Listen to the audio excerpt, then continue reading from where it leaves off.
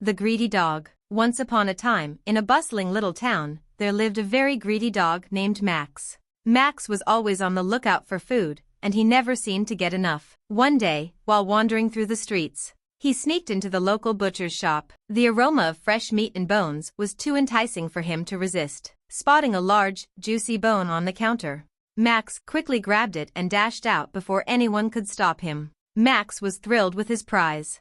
He found a quiet corner and was about to settle down to chew on the bone when a thought struck him.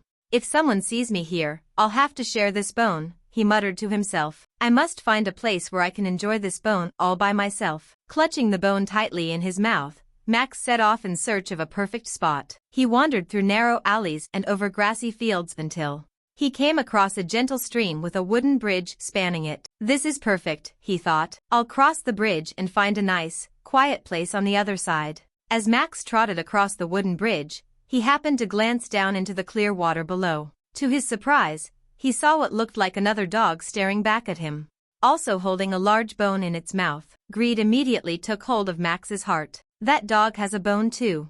If I can snatch his bone, I'll have 2 bones." Without thinking, Max barked loudly at his reflection, hoping to scare the other dog into dropping its bone. But as he opened his mouth to bark, the bone he was holding fell out and splashed into the stream below. The ripples in the water distorted his reflection, and he realized too late that there was no other dog. It had only been his own reflection all along.